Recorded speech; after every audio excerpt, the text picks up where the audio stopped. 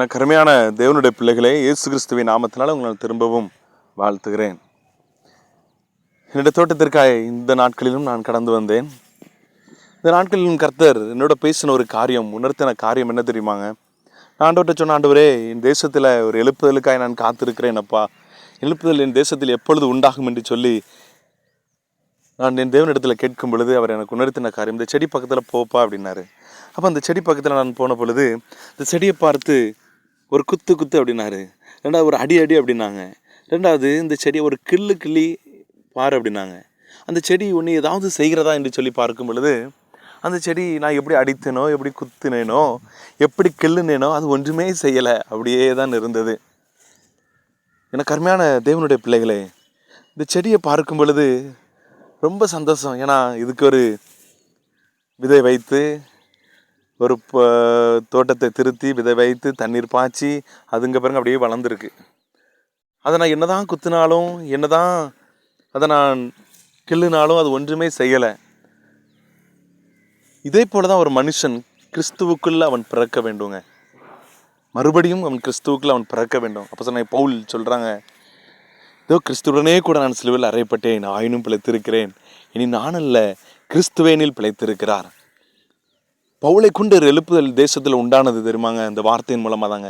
இனி நான் அல்ல கிறிஸ்துவேனில் பிழைத்திருக்கிறார். ஒரு மனுஷன் கிறிஸ்துவுக்குள்ளே பிழைத்திருப்பான் என்று சொன்னால் எவ்வளோதான் அடித்தாலும், அவர் சொல்கிறாரு, பவுல் சொல்கிறாரு, மிலாறு நாள் தண்டிக்கப்பட்டேன், நிர்வாணமாக இருந்தேன், எவ்வளோ அடித்தாங்க, எவ்வளோ துன்புறுத்தினாங்க, புயல் வந்தது, எல்லாம் வந்தது, ஆனாலும் அவரை சேதப்படுத்த முடியலை. ஏனென்று சொன்னால் அவன் தன்னை சிலுவையில் ஒப்பு கொடுத்து, அன்று அவர் சிலுவையில் ஒப்பு கொடுத்ததுனால பழைய சுபாவங்கள் எல்லாம் எங்கே போய்ட்டு சிலுவைக்கு போய்ட்டு புதிய குழந்தையை போல் அந்த பூமியில் அவர் பிறந்தாருங்க.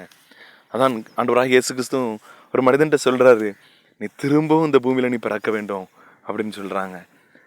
எனக்கு அருமையான தேவனுடைய பிள்ளைகளே, நாம் இன்னைக்கு நிறைய பேர் சொல்லியிருக்கிறோம், ஆவினாலும் ஜலத்தினாலும் நான் பெற்றிருக்கிறேன், பிறந்திருக்கிறேன் அப்படின்னு சொல்கிறோம். ஆனால் சுபாவம் மாறி இருக்காங்க. உங்களை யாராவது ஒருவர் வந்து உங்களை பேசினாங்க அப்படின்னா திரும்ப பேசிடுறோம். யாராவது ஒருவர் வந்து உங்களை ஒரு அடி அடிச்சிட்டாங்கன்னா திரும்ப அடிச்சிருந்தோம். நம்மளுக்குள்ளே பாருங்களேன், வரப்பு சண்டை, எனக்கு ஒரு அடி போயிட்டு அங்கே ஒரு அடி போயிட்டுன்னு இங்கே போட்டு சண்டை போட்டு நம்முடைய சுபாவம் இப்படி இருக்குமே என்று சொன்னால் எழுப்புதல் எப்படிங்க நம்ம மூலமாக வரும்? ஆண்டவர் சொல்கிறாரு, உங்கள் மூலமாக எழுப்புதல் வரணும் அப்படின்னா நீங்கள் இந்த சொரக்காய் செடியை பாருங்களேன், எவ்வளோ தான் குத்துனாலும் எவ்வளோ தான் அடித்தாலும் அதுக்கு என்ன செய்யலை, ஒன்றுமே செய்யலையே. இதே போல் கிறிஸ்துவுக்காக நீங்கள் மறுபடி பிறந்திருப்பீங்க என்று சொன்னால் அவருடைய சுபாவம் உங்களுக்குள்ள வரும். உங்களை யார் துன்புறுத்தினாலும், உங்களை அவங்களுக்கு ஏளனமாக யார் பேசினாலும், உங்கள் வரப்போ வந்து எக்ஸ்ட்ரா வெட்டினாலும் வெட்டிட்டு போப்பா அப்படின்னு சொல்லி பாருங்களேன். உங்கள் இடத்த வஞ்சித்தாலும் வச்சுட்டு போப்பா அப்படின்னு அப்படி சொல்லுங்கள். ஆட்டோமேட்டிக்காக அவங்க அந்த வரப்பை எடுக்க மாட்டாங்க. அதே போல் உங்களை எவ்வளோதான் தூசித்தாலும், உங்கள் கிராமமே உங்களை வெறுத்து ஒதுக்கினாலும் நீங்கள் பயப்படவே செய்யாதாங்க. ஏன் தெரியுமா? உங்களோட கர்த்தர் இருக்கிறார். அவங்கள கொண்டு தாங்க கர்த்தர் எப்படிப்பட்ட எழுப்புதலை வரும் தெரியுமா? தேசத்தில் அவங்க தெருவில் நடந்து போனாலே போதும், பிசாசு ஓடிடுங்க. அவங்க வியாதி இடத்துல இருந்து போய் சுகம், இயேசுவின் நாமத்தினால் அவங்களுக்கு விடுதலை உண்டாகட்டும் என்று சொன்ன உடனே அவங்களுக்கு விடுதலை உண்டாகும். இயேசுவின் நாமத்தினால முடவனை எழுந்து நட என்று சொன்ன உடனே அவங்க என்ன சொல்லுவாங்க, எழுந்து நடந்துருவாங்க. இதுதான் நடந்துச்சுங்க. 120 சீசர்கள் கூடி இருந்து ஒரு மனப்பட்டு ஜெபித்த பொழுது, பரிசுத்தவனர் இறங்கின பொழுது அவர்கள் மறுரூபமாக்கப்பட்டார்கள். ஒரு குழந்தையை போல திரும்ப இந்த பூமியில் புதிய மனுஷனை தரித்து கொண்ட பரிசுத்தாவை தரித்து கொண்டார்கள். புதியவர்களாய் பிறந்தார்கள். பிறந்த உடனே அப்போஸ்தலனாகிய பேதுரு ஓடுறாரு. ஓடி நேரே போய் அந்த முடவன்கிட்ட பார்க்கிறாரு.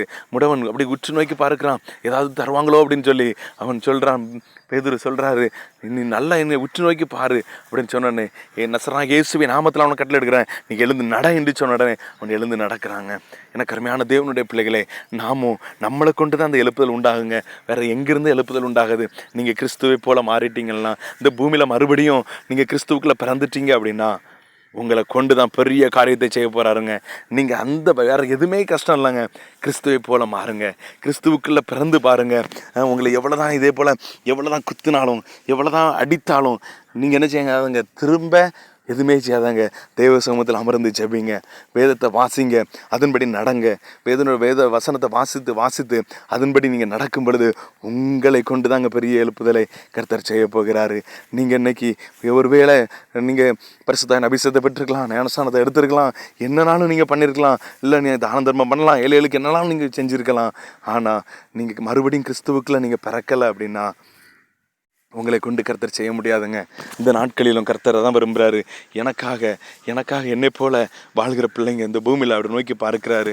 அவரை இன்னும் எவ்வளோ வேதனைப்படுத்தினாங்க, எவ்வளோ துக்கப்படுத்தினாங்க, எவ்வளோ வாரினால் அடித்தாங்க. ஆனால் அவர் மறு உத்தரவு ஒன்றுமே சொல்லலைங்க. அப்பேற்பட்ட பிள்ளைகளை தான் கர்த்தராகிய தேவன், அப்பேற்பட்ட வாலிபர்களை தான் கர்த்தராகிய தேவன் அவர் அப்படியே பார்த்து கொண்டே இருக்கிறார். ஒரு பிள்ளையாவது இருக்குமா? ஒரு பிள்ளையாவது என்னை போல இருப்பானா? என் தேசத்தில் அவனை கொண்டு நான் எழுப்புதலை நடத்துவேனே, அவனை கொண்டு நான் இந்த தேசத்தில் எழுப்புதலை ஆரம்பிப்பேனே என்று சொல்லி, எனக்கு அருமையான தேவனுடைய பிள்ளைகளே, இன்று நீங்கள் பரிசுத்த ஆவிகளை பெற்றிருந்தாலும், மறுபடி பிறந்திருந்த அனுபவம் இருந்தாலும், இப்படிப்பட்ட சுபாவம் ஆண்டவரே எனக்கு இல்லையேப்பா, நான் மனம் போன வாழ்க்கையில் வாழ்ந்துட்டேன்ப்பா, முந்தி எப்படி வாழ்ந்தேனோ அதே போல தான் நான் வாழ்ந்துட்டு இருக்கிறேன்ப்பா. இந்த நாட்களிலும் இந்த வார்த்தையின் மூலம் கர்த்தாவே நான் ஒப்பு கொடுக்குறேன்ப்பா. இனி நான் கிறிஸ்துவை பின்பற்றுவேன்ப்பா. அப்பா, நான் இன்றைக்கு நான் சிலுவைக்கு ஒப்பு கொடுக்குறேன்ப்பா அப்படின்னு சொல்லி ஒப்பு கொடுத்து பாருங்க. இனி அந்த வசனத்தை சொல்லி ஒப்பு கொடுங்க. இதோ கிறிஸ்துவுடனே கூட நான் சிலுவையில் அறையப்பட்டேன். ஹல்லேலூயா. கிறிஸ்துவுடனே கூட சிலுவையில் அறையப்பட்டேன். இனி நான் அல்ல, கிறிஸ்துவே என்னில் பிழைத்திருக்கிறார், கிறிஸ்துவே என்னில் பிழைத்திருக்கிறார் அப்படின்னு சொல்லி பாருங்களேன். சொல்லி உங்களை ஒப்பு கொடுத்து பாருங்களேன். கர்த்தர் உங்களை கொண்டு செய்ய போகிற எழுப்புதல் அது பெரிதாக இருக்கும். உங்களை கொண்டு செய்ய போகிற எழுப்புதல் அது பெரிதாக இருக்குங்க. உங்களை யாரு மிதிச்சாலும், உங்களை யாரு தூசணமாக பேசினாலும் நீங்கள் கவலைப்படாதங்க. நீங்கள் ஒன்று சொல்லுங்க, எவ்வளோ நாளும் பேசுங்க அப்படின்னு சிரிச்சுக்கிட்டே போகிற அனுபவம் உங்களுக்குள்ள வந்துட்டுனா, இந்த செடியை பாருங்களேன், ஓங்கி மிதிச்சாலும் அது அப்படியே